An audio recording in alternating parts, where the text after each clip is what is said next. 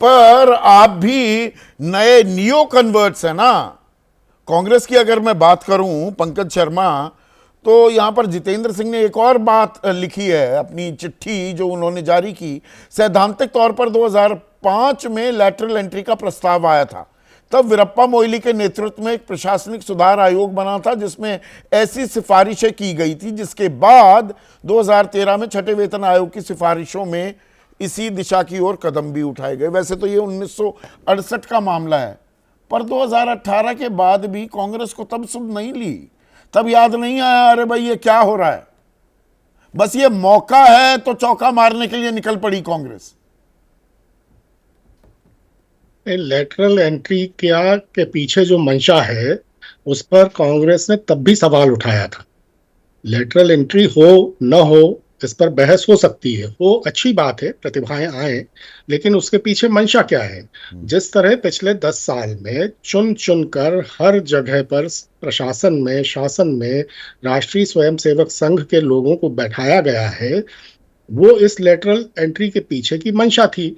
अब जो 63 लोग लेटरल एंट्री के जरिए आए हैं उसमें से आधे से ज्यादा प्राइवेट सेक्टर से आए हैं, और बाकी जो करीब आधे आए हैं वो कौन लोग हैं, इस पर भी बहस होनी चाहिए। जो प्राइवेट सेक्टर से लिए गए हैं, कांग्रेस ने तो ये सवाल कभी उठाया नहीं। 6 साल में कब उठा ये सवाल? ये तो 45 पर अब सवाल उठा।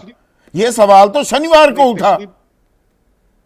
पिछली बार जब 31 लोगों को लेटरल एंट्री के थ्रू लाया गया था तब भी कांग्रेस ने इस पर प्रश्न उठाया था। लेटरल एंट्री के सिद्धांत पर प्रश्न नहीं उठाया था, लेकिन इस लेटरल एंट्री के जरिए आप किन लोगों को लाना चाहते हैं और इसके पीछे आपकी मंशा क्या है, उस पर सवाल तब भी उठाए गए थे संदीप जी। और इस बार चूंकि 45 लोगों को इस तरह से एकाएक लाने की बात हुई और अगले अगले 5 महीनों में 5 प्रदेशों में चुनाव होने वाले हैं और 619 विधानसभा क्षेत्रों में चुनाव होंगे इन 5 महीनों में, 5 राज्यों के।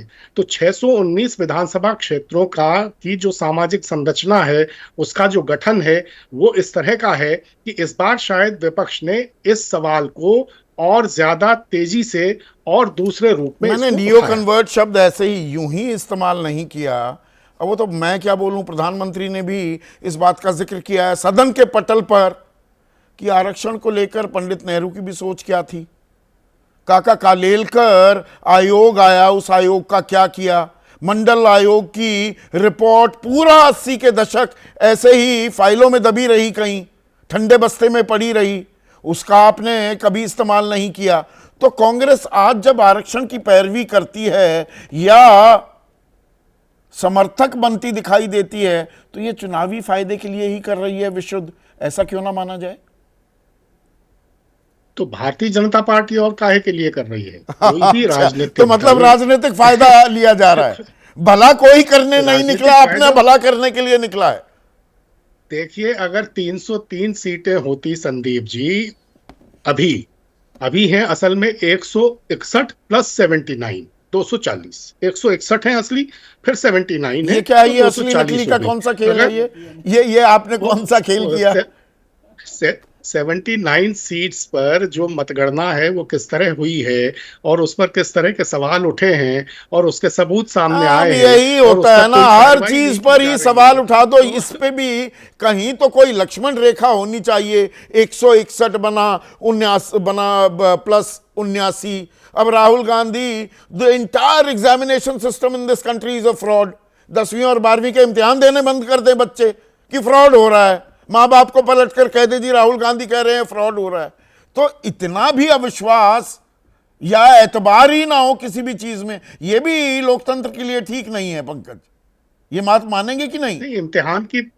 इम्तिहान की प्रणाली में जो खामियां हैं वो किस तरह सामने आई हैं, देखिए तो सही, कितनी गंभीर है वो खामी। पर the entire system is a fraud. हाँ, तो एक तरह से इम्तिहान की प्रणाली पर इस तरह के गंभीर प्रश्न खड़े हुए हैं कि वो घोटाले की श्रेणी में आ रहा है। और पूरे देश के विद्यार्थी ये कह रहे हैं कि ये हो क्या रहा है, बार बार पर्चा लीक होना और इस तरह से उसके बहाने चुनावी फायदे के लिए ही ये समर्थन किया जा रहा है। ये बात तो आप मान रहे हैं ना?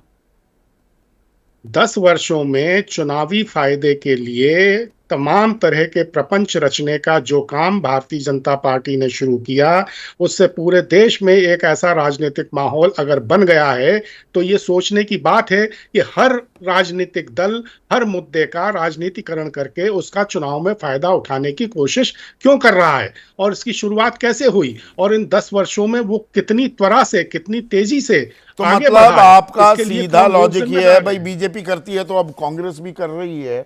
जैसे ही घड़ी का काटा दोपहर 2:30 पे आए, बबीता जी का दिल सास बहू साजिश के लिए मचल जाए।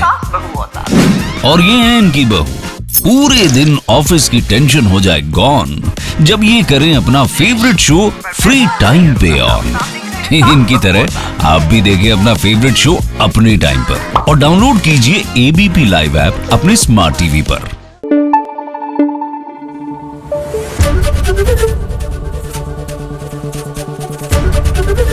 एबीपी न्यूज आपको रखे आगे।